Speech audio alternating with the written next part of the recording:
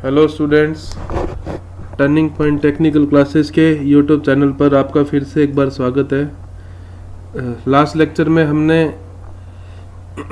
Irrigation के कारण develop हुई एक प्रॉब्लम के बारे में पढ़ा था। वो थी वाटर लॉगिंग। वाटर लॉगिंग क्या होती है, उसके क्या परिणाम होते हैं और कैसे उससे बचा जाता है। तो हमने थ्योरेटिकल पोर्शन में तो ये बात करी थी कैसे बचा जाता है, लेकिन आज वाटर लॉगिंग के कारण जो सॉइल ख़राब हो गई या यूँ कहे ज़मीन ख़राब हो गई, या ऐसी ज़मीन जो इरिगेशन लायक नहीं रही या जहाँ पे खेती नहीं कर सकते, कल्टीवेशन नहीं कर सके, उस ज़मीन को वापस खेती योग्य बनाने के लिए कौन कौन सी टेक्नोलॉजी का इस्तेमाल करते हैं या कौन कौन से प्रयास किए जाते हैं, उसको सॉइल रिक्लेमेशन बोलते हैं। काफ़ी अच्छा सा टॉपिक है। इससे रिलेटेड छोटे मोटे आपके न्यूमेरिकल भी आ सकते हैं, 2-3 छोटे छोटे फार्मूले हैं। बस आप लोगों से रिक्वेस्ट करूंगा उनको याद कर लें, ठीक है। तो चलिए शुरुआत करते हैं हमारे आज के लेक्चर के साथ। तो आज का भी लेक्चर मैंने हिंदी वर्जन में बनाया है, यानी वीडियो हिंदी के नोट से बना रहा हूँ। इंग्लिश वर्जन थोड़े से मिक्स ज़्यादा हुए थे और क्लियरिटी ज़्यादा इसमें थी, थोड़ा अच्छे से लिखा था, तो सोचा आज इसी से बना देते हैं।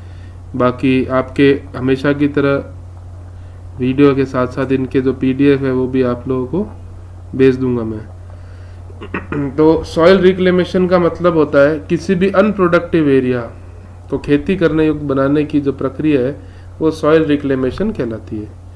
यानी कि कोई ऐसी ज़मीन जो वाटर लॉगिंग के कारण, सैलिनिटी के कारण या एल्कलिनिटी के कारण, क्षारता और लवणता के कारण ख़राब हो गई हो, उसे वापस खेती युक्त बनाने के लिए जो प्रोसेस किया जाता है या जो प्रयास किए जाते हैं उसको सॉइल रिक्लेमेशन कहते हैं, ठीक है। और 90% केस में जो है सॉइल रिक्लेमेशन लीचिंग के माध्यम से किया जाता है, ठीक है। लीचिंग प्रोसेस हमने लास्ट लेक्चर में पढ़ा था। हम जो भी आपका ऐसा एरिया है जहाँ पर सॉल्ट और एल्कलिनिटी की प्रॉब्लम है, वहाँ पे पानी भर के या पॉन्डिंग करके उसको अच्छे से शेक करते हैं, स्टिर करते हैं और उस पानी को हटा लेते हैं, जिससे कि उस जगह पे मौजूद सारे सॉल्ट और दूसरे जो भी अल्कलाइन जो ऐसी चीज़ें हैं जो पौधों को या ज़मीन को ख़राब कर रही है, उन्हें हम हटा देते हैं, ठीक है। और जिप्सम का भी रोल आया था ब्लैक एल्कलिनिटी में। Na2CO3 सोडियम बाइकार्बोनेट जब आता है आपका, तो उसको ब्लैक एल्कलिनिटी कहते हैं। उसको ट्रीट करने के लिए जिप्सम का इस्तेमाल हमने पढ़ा था लास्ट लेक्चर के अंदर, ठीक है। तो आज उसी प्रोसेस में थोड़ा सा और कंटिन्यू करेंगे आगे कि सबसे पहले तो क्लासिफिकेशन करेंगे हम सलाइन और अल्कलाइन सॉइल का, यानी कैसे पता चलेगा कि एक पर्टिकुलर सॉइल आपकी सलाइन है और अल्कलाइन सॉइल है। तो एक टेबल के माध्यम से मैंने यहाँ समझाने की कोशिश करी है। तो टेबल में पहला क्लासिफिकेशन टाइप सॉइल और उसकी EC जो है वो इलेक्ट्रिकल कंडक्टिविटी यानी बिजली के फ्लो होने की कैपेसिटी को रिप्रेजेंट करता है। इसकी यूनिट mho पर सेंटीमीटर होती है। और एक्सचेंजेबल सोडियम ESP एक इम्पॉर्टेंट टर्म है, और उसकी pH रेंज क्या रहती है। तो ये कुछ टर्म्स है जो सॉइल की एसिडिटी या फिर सॉल्ट और एल्कलिनिटी को, सैलिनिटी या एल्कलिनिटी को एक्सप्लेन करने में मदद करती है। तो सबसे पहले बात करते हैं हम सलाइन सॉइल, यानी ऐसी जिसमें नमक की मात्रा ज़्यादा हो, वाइट एल्कली कहेंगे। तो दिखती सी बात है, जो भी सॉल्ट होता है वो इलेक्ट्रिकल कंडक्टिविटी के डायरेक्टली प्रोपोर्शनल यानी समानुपाती होता है। तो जितना ज़्यादा सॉल्टी वाटर होगा उतना ज़्यादा इलेक्ट्रिकल कंडक्टिविटी ज़्यादा होगी। तो ऐसी कंडीशन में जो आपकी इलेक्ट्रिकल कंडक्टिविटी है ग्रेटर देन 4000 mho पर सेंटीमीटर होगी। इसकी यूनिट का ध्यान रखना है, mho पर सेंटीमीटर इलेक्ट्रिकल कंडक्टिविटी की यूनिट है। एक्सचेंजेबल सोडियम की जो परसेंटेज है वो लेस देन 15 होता है, और pH रेंज है वो लेस देन इक्वल टू 8.5 होती है। तो ये आपको कुछ वैल्यूज़ हैं याद रखनी है सलाइन सॉइल की। अगर आपकी सॉइल अल्कलाइन नेचर की है ना, या क्षारीय विधि की है, नॉन सलाइन है, ऐसी सॉइल को सोडिक सॉइल भी बोलते हैं, ब्लैक एल्कली भी कहते हैं, यानी जिसमें बेसिक जो कंपोनेंट है वो Na2CO3 और Na2SO4 है। तो ऐसे में आपकी इलेक्ट्रिकल कंडक्टिविटी लेस देन 4000 होती है, और इसका कम होने का कारण है क्योंकि इसका एक्सचेंजेबल सोडियम जो परसेंटेज है ESP वो ग्रेटर देन 15 होता है, और इसकी pH रेंज 8.5 से 10 के बीच में रहती है। तो आगे चलेंगे हम। सलाइन एल्कली सॉइल, यानी एक ऐसी सॉइल जो सलाइन भी है और एल्कलाइन भी है, दोनों का मिक्सचर है। तो ऐसी कंडीशन में आपकी जो इलेक्ट्रिकल कंडक्टिविटी है वो ग्रेटर देन 4000 महो पर सेंटीमीटर रहती है, और exchangeable sodium percentage ESP greater than 50 रहती है, और जो pH रेंज है वो 8.5 रहती है। तो ये कुछ बेसिक है आपके सलाइन सॉइल और एल्कलाइन सॉइल को आइडेंटिफाई करने का फील्ड में, है ना। तो सलाइन और एल्कलाइन मिट्टी की पहचान कर उनको अलग अलग तरीके से ट्रीट किया जाता है ना। तो क्या होते हैं ये अलग अलग तरीके, उनके बारे में थोड़ी सी डिस्कस कर लेते हैं। इम्पोर्टेंट, हमने पिछले लेक्चर में पढ़ा था आपका लीचिंग रिक्वायरमेंट के बारे में। आज लीचिंग होती है, आज पढ़ेंगे लीचिंग रिक्वायरमेंट की लीचिंग करने के लिए हमें किसकी रिक्वायरमेंट होती है। तो देखती सी बात है, लीचिंग हम पानी के माध्यम से करते हैं, यानी कोई पानी की डेप्थ आपको कोई पर्टिकुलर फील्ड जो कि वाटर लॉक्ड हो गया है या सलाइन वाटर से भरा हुआ है, अल्कलाइन वाटर से भरा हुआ है, उसको रिमूव करने के लिए हमें कुछ पानी सप्लाई करना पड़ेगा। तो उस पानी के सप्लाई करने के रिस्पेक्ट में और पानी के ड्रेन ऑफ होने के रिस्पेक्ट में एक आपको बहुत इंपॉर्टेंट रिलेशन दिया गया, जिसको हम लीचिंग रेशियो बोलते हैं या लीचिंग रिक्वायरमेंट बोल सकते हो आप, और लीचिंग रिक्वायरमेंट रेशियो इसका नाम है। तो इसका फार्मूला होता है DD/DI। DD क्या है? डेप्थ ऑफ वाटर जो कि ड्रेन होके निकल गई। आपने कोई पर्टिकुलर डेप्थ पानी की प्रोवाइड करी लीचिंग के लिए, वो कोई भी पर्टिकुलर ड्रेन से ड्रेन ऑफ हो गई, निकल गई नाली से, तो वो डेप्थ कहलाएगी। और जो DI आपकी, जो आप शुरुआत के अंदर इरिगेशन के लिए हमने जो डेप्थ ऑफ वाटर सप्लाई की थी, है ना, इनिशियली, DI कहलाती है। और जो DI होता है वो कंजम्पटिव यूज और डेप्थ ऑफ ड्रेन वाटर का एक तरीके से कह सकते हैं समेशन है। तो मैं इसको ड्रेन वाटर के रूप में लिखूं तो इनिशियल माइनस कंजम्पटिव यूज को मैं यूज कर दूं। यानी कंजम्पटिव यूज क्या होता था, हमने शुरुआती लेक्चर्स में पढ़ा था, वो पानी की मात्रा जो इरिगेशन में पौधों के ग्रो करने में काम आता है, वो कंजम्पटिव यूज कहलाता है ना। तो DI की बात करूं, जो हमने सप्लाई किया है पानी को, वो consumptive use plus drain water, extra water के समेशन के रूप में इसको लिख सकते हैं। तो मैं अगर ड्रेन वाटर निकालना चाहता हूँ तो इनिशियल सप्लाइड वाटर में से जब मैं कंजम्पटिव यूज को माइनस करूंगा, तब मेरा जाके आपका डेप्थ ऑफ ड्रेन वाटर आ जाएगा। तो मैं अपना लीचिंग रेशियो है जो भी आपका, उसको इस टर्म में भी लिख सकता हूँ, DI-CU/DI। और यहाँ मैंने आपको बता ही दिया DD क्या, ड्रेन होकर निकलने वाले पानी की डेप्थ, और CU कंजम्पटिव यूज। अब इसको एक अलग रूप में भी लिखा जा सकता है, इस फॉर्मूले को। DD/DI तो अपन ने पढ़ लिया, इसको हम CI/CD के रेशियो के रूप में भी लिख सकते हैं। CI क्या है? Salt concentration of irrigation water, और CD क्या है? Salt concentration of drained water, यानी जो इरिगेशन के पानी में आपने सॉल्ट डाला उसकी मात्रा, और जो ड्रेन होकर निकल गया सॉल्ट उसकी मात्रा का रेशियो आपका लेंथ सैचुरेशन रेशियो भी बताता है। अब हमें पता है सॉल्ट की कंसंट्रेशन इलेक्ट्रिकल कंडक्टिविटी के भी समानुपाती या डायरेक्टली प्रोपोर्शनल होती है। तो मैं इसको electrical conductivity of supply water to the electrical conductivity of drain water का रेशियो लूँ, जो कि आपकी स्क्रीन में यहाँ दिख रहा है ये वाला, तो भी वो आपके लीचिंग रेशियो को रिप्रेजेंट करेगा। और मैं जब इसको सैचुरेशन एक्सट्रैक्ट के रूप में लिखना चाहूँ, सैचुरेशन एक्सट्रैक्ट क्या है कि किसी सैचुरेटेड सॉइल, यानी जिसमें पूरी तरह पानी भरा है, उसमें से सॉल्ट को, यानी नमक को निकालने का जो फार्मूला है वो सैचुरेशन एक्सट्रैक्ट कहलाता है। इसकी वैल्यू EC और पैर में E से होती है, तो इसको 2EC/E ये लिखा आपके सामने, इस तरीके से भी लिख सकते हो।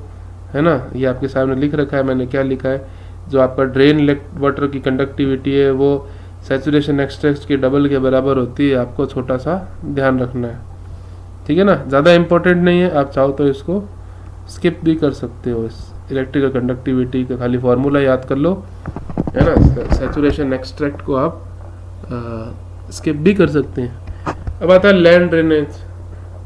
अगर हम ऐसी व्यवस्था इंस्टॉल कर दें ज़मीन के अंदर कि वाटर लॉगिंग की समस्या उत्पन्न नहीं हो, या पानी का डेप्थ इतनी नहीं बढ़े कि वो पेड़ों की जड़ों तक पहुंच जाए, तो वाटर लॉगिंग की समस्या से शुरुआत में निजात पाया जा सकता है, ठीक है। तो इसी पूरे प्रोसेस को हम लैंड ड्रेनेज बोलते हैं। तो लैंड ड्रेनेज में होता क्या है, ज़मीन से एक्सेस वाटर होता है, यानी जो वाटर लॉगिंग के कारण ग्राउंड वाटर टेबल के अंदर जो इंक्रीमेंट हो रहा है उसको लैंड ड्रेनेज कहते हैं। अब लैंड ड्रेनेज दो तरीके से होता है, ओपन या सरफेस ड्रेनेज या सब surface drainage. Open surface drain की बात करें तो शैलो और डीप ड्रेनेज, और सब सरफेस की बात करें तो टाइल ड्रेनेज के रूप में इसको समझा जा सकता है। अभी क्या होता है इसको थोड़ा डिटेल में समझते हैं। सबसे पहले बात करता हूँ shallow surface drain. Shallow surface drain से क्या होता है, जो बारिश का एक्स्ट्रा पानी इकट्ठा हो जाता है किसी पर्टिकुलर जगह पर, तो सिर्फ उसी को हटाते हैं, वो आपका शैलो सरफेस ड्रेन कहलाता है।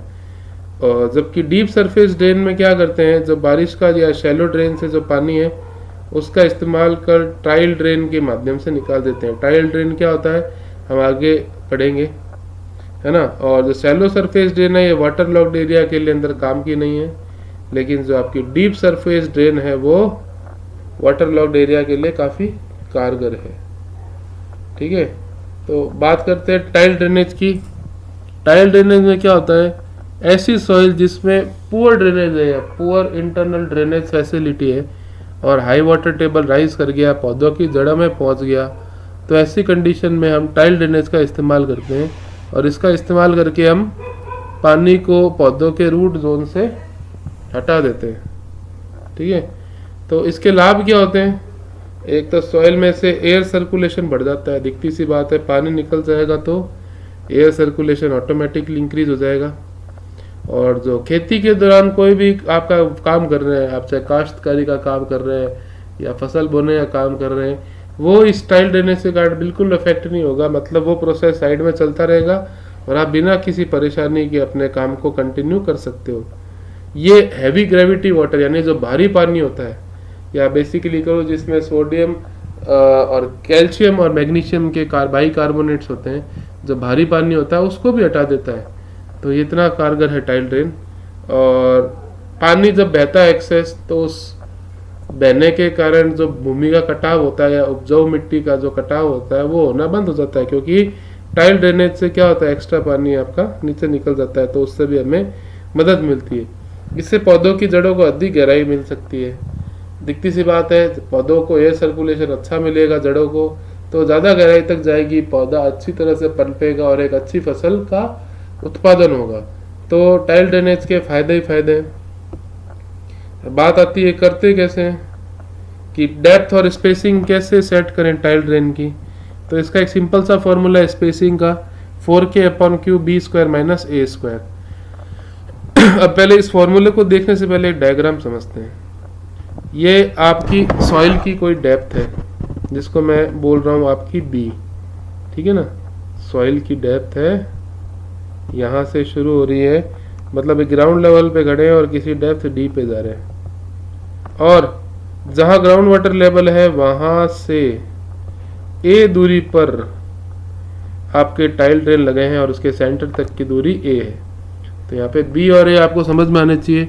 B तो क्या है, फुल डेप्थ है ग्राउंड वाटर टेबल से एक्चुअल ग्राउंड लेवल की, ठीक है ना। और A क्या है, जो भी आपने टाइल ड्रेन इंस्टॉल की है उसके सेंटर से ग्राउंड वाटर टेबल तक की जो डेप्थ है वो स्मॉल A कहलाती है। तो इन सारी चीज़ों को ध्यान में रखते हुए जब हम अपने फार्मूले के अंदर जाते हैं तो कुछ इस तरीके से एप्लीकेशन आता है, फार्मूला निकल के आता है 4K/Q B² - A²।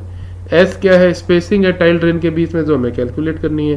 के परमिएबिलिटी ऑफ सॉइल है, जब हमने सॉइल इंजीनियरिंग पढ़ी थी तब इसके बारे में डिटेल से पढ़ा था। क्यू क्या है, discharge per unit length of drain. अब ये ध्यान रखने वाली है, यहाँ स्मॉल क्यू लिखने का मतलब यही है कि यहाँ पे टोटल डिस्चार्ज की बात कैपिटल क्यू की नहीं हो रही है, पर मीटर लेंथ पे। जैसे यूडीएल आपका होता है डब्ल्यू पर मीटर लेंथ, वैसे डिस्चार्ज पर मीटर लेंथ पर कितना होगा उसकी वैल्यू को स्मॉल क्यू से रिप्रेजेंट किया है। ए और बी क्या होते हैं आपको मैंने अभी समझा ही दिया डायग्राम की मदद से।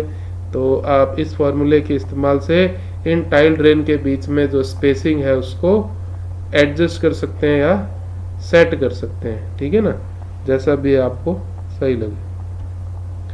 अगर सॉइल की परमिएबिलिटी लो हो, बहुत इंपॉर्टेंट है, सॉइल अगर लो परमिएबिलिटी की हो तो टाइल ड्रेन के चारों तरफ ग्रेवल्स की एक लेयर लगा देते हैं, यानी एक चारों तरफ एक लेयर बना देते हैं ताकि पानी उसमें आसानी से इकट्ठा हो सके और आसानी से ड्रेन हो, है ना। अगर क्लेई सॉइल के अंदर टाइल ड्रेनेज नहीं किया गया, वाटर लॉगिंग की तो वो बहुत जल्दी खराब हो जाएगी। हमने लास्ट लेक्चर के अंदर ही ऐसा पढ़ा था। नेक्स्ट आता है आपका ड्रेनेज कोफिशिएंट। जो टाइल ड्रेन से पानी निकलने की दर यानी जो रेट है या स्पीड है जिससे टाइल ड्रेन से पानी बाहर निकलेगा, एक्स्ट्रा पानी, उसको हम ड्रेनेज कोफिशिएंट कहते हैं, ठीक है। अब इसको रिप्रेजेंट कैसे करते हैं, कोई भी एरिया है जहाँ पे आपको ड्रेनेज करना है, 24 घंटे के अंदर पानी की डेप्थ कितनी निकलती है किसी पर्टिकुलर एरिया से, वो आपका ड्रेनेज कोफिशिएंट कहलाता है। और एक एवरेज अमाउंट की बात करें तो जो आपके पूरे सीजन में जितनी भी बारिश होती है उसका लगभग 1% डेली ड्रेनेज कोफिशिएंट या टाइल ड्रेन से निकल जाता है। तो मान लिया हमने एनुअल रेनफॉल अल्फा मीटर है, तो मैं जितना भी आपका ड्रेन वाटर होगा, डिस्चार्ज होगा, उसका फॉर्मूला मैं आपके सामने लिख रहा हूँ, अल्फा इंटू 1/100। एस क्या है, स्पेसिंग है जो हमने पीछे कैलकुलेट करी, 24 इंटू 3600 ये है।